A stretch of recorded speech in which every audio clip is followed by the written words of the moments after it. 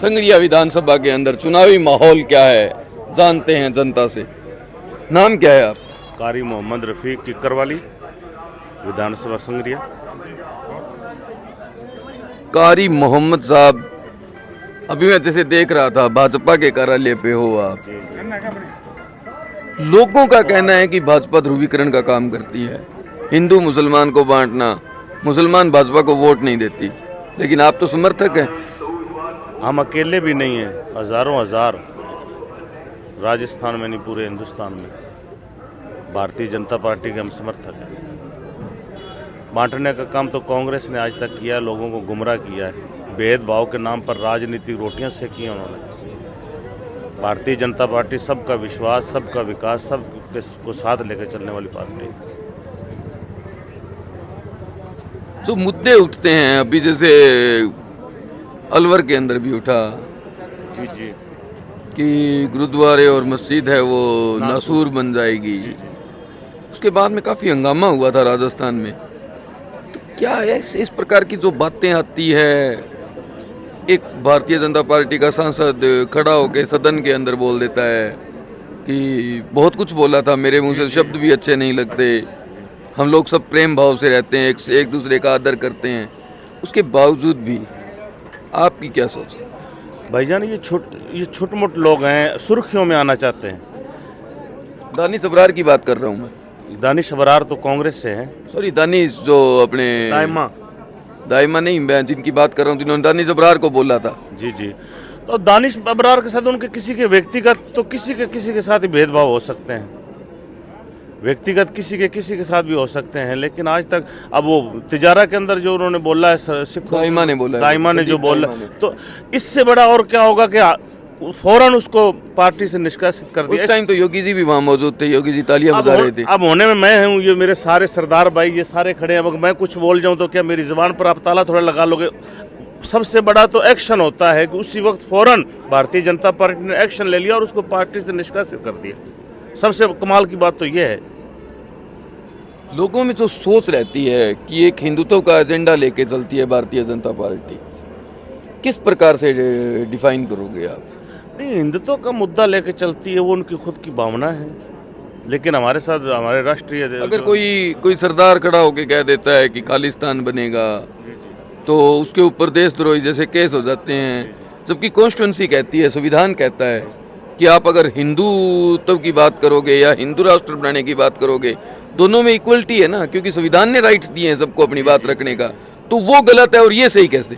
भाईजान, खालिस्तान वाली बात कहने वाले कुछ चंद लोग ही तो होते हैं, ये कहने वाले होते हैं। अब बहरहाल अगर उसने अपनी भावनाओं से कह भी लिया, बात ये है कि मैं कॉन्स्टिट्यूंसी की बात कर रहा हूँ, जो अपना जो अपने कॉन्स्टिट्यूंसी, मैं संविधान की बात कर रहा हूँ, आप समझे। संविधान कहता है कि कोई भी व्यक्ति अगर इस तरीके की बात करते हैं तो दोनों पक्ष गलत हैं जी। चाहे अगर सिख करते हैं तो गलत है, अगर हिंदू करता है तो गलत है, अगर मुसलमान कहते हैं कि इसको अलग कंट्री बना दो तो भी गलत है, बिल्कुल। हर तो मैं यही पूछना चाहता हूँ, तो एक तरफ का नजरिया कहता है कि ये सही है और दूसरा तरफ कहता है ये गलत है, ऐसा क्यों? भाई साहब, यूं है, हर कॉन्स्टिट्यूंसी का अलग अलग चुनाव है। ये राष्ट्रीय मुद्दे हमारे अंदर कोई मायने नहीं रखते। हम ये राजस्थान में फेस मोदी जी का है, राष्ट्रीय मुद्दा तो है ना? नहीं, राष्ट्रीय मुद्दा तो फेस मोदी जी का, सीएम तो यहीं का राजस्थान का कोई ना कोई तो बनेगा, पर सीएम का फेस डिक्लेयर नहीं किया गया। मोदी जी ने बोला है मेरे नाम पे चुनाव लड़ेंगे, तो राष्ट्रीय मुद्दे तो अपने आप आएंगे विधानसभा चुनाव में। भारतीय जनता पार्टी का तो निशान फूल का निशान है, फूल के निशान पे चुनाव लड़ रहे हैं, और फूल के निशान पे चुनाव लड़ रहे हैं, सीएम कोई ना कोई तो आएगा ही। लेकिन हम ये कहते हैं कि आप यहाँ संगरिया में घूम रहे हो, अदरवाइज हर विधानसभा में जाते हो, हम ये चाहते हैं कि यहाँ के जो हमारा भाईचारा है, संगरिया हर जाति हर धर्म के लोगों के लिए एक गुलदस्ता है।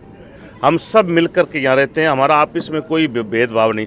हम तो उस आदमी को देख रहे हैं कि जो विकास करवाता है। सबसे ज़्यादा समस्या हमारे को यहाँ पानी की है, खेती की है, तो हमें तो ये जो 3 कैंडिडेट हैं उनमें देखना है कि हमारे लिए फ़ायदेमंद कौन है। अब मैं आपको कांग्रेस वाले को बता दूं, मैं आपको दावे से कह सकता हूं, मैं आज ही भारतीय जनता पार्टी छोड़ दूंगा। कांग्रेस का प्रत्याशी अगर पूरी नहरों के नाम गिना दे तो मैं छोड़ दूंगा।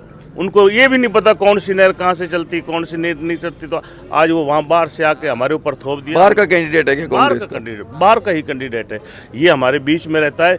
इसको ये पता है कि नरमे की बुआई के अंदर कितने कितने किलो लगता है, कनक की बुआई के अंदर कितने किलो वजन जा करके बुआई होती है। एमएलए साहब हमारे गुरदीप जी ये सब जानते हैं। आप उस मुद्दों पर क्यों ले जाना चाहते हैं? हम आपस में सारे सिख, हिंदू, मुस्लिम, सिख, ईसाई मिल करके रहते हैं। हमारे लिए तो ये संघीय गुलदस्ता है।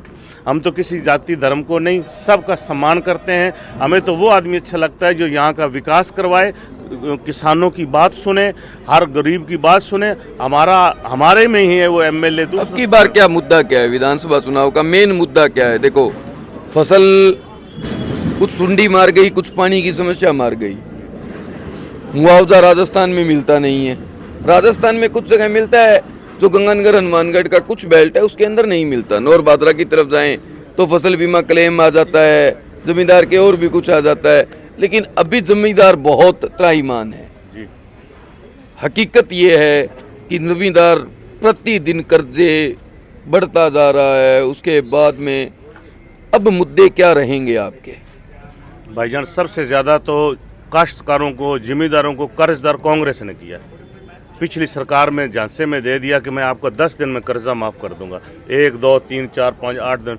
हालांकि भारतीय जनता पार्टी और कांग्रेस में कुछ ज़्यादा मार्जिन नहीं था, कुछ थोड़े 1-2% की वजह से। वो सिर्फ क्या है कि किसान लोग थे, पहले कोरोना के अंदर आ गए, फिर उनकी फसलें ख़राब हो गई, जैसे अभी गुलाबी सुंडी ने ख़राब कर दी, तो लालच में आकर के कांग्रेस के झांसे में आ गए।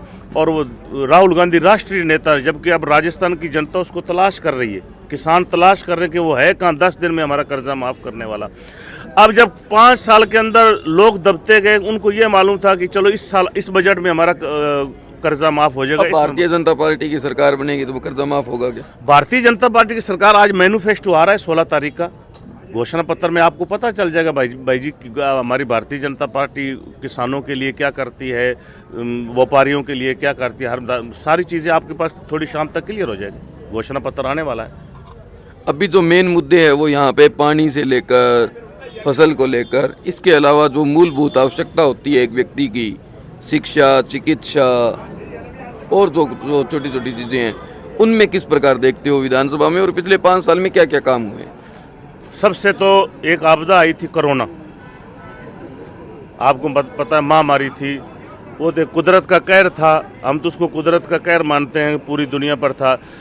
उस वक्त में हमारे संघरिया की हम बात करते हैं, संघरिया के विधायक जी ने लोगों की मशीनों के ज़रिए, दवाइयों के ज़रिए हर जगह मदद की है। तो विधायक चुना इसीलिए जाता है, कोई मुसीबत आए, परेशानी आए तो उसमें हमारी मदद कर सके, गवर्नमेंट से हमें मदद दिलवा सके, यही है। विपक्ष में थे भाईजान, आपको पता है, विपक्ष में रहते हुए भी आप जाओगे नहरों के लिए पानी, जिसको कईयों को तो नहरों के नाम ही नहीं पता, और ये आदमी सूखी रोटियां खा खा कर हमारे लिए पानी लेकर के आए। और आज हनुमानगढ़ संघरिया हल्का पूरा खुशहाल है। इसीलिए हाल है कि किसान वर्ग के लोग हैं, किसानी को समझते हैं, इसीलिए लोगों की सारी समस्याओं, क्योंकि खुद किसान है, जब खुद आदमी किसान होता है तो वो किसान की पीड़ा को समझता है।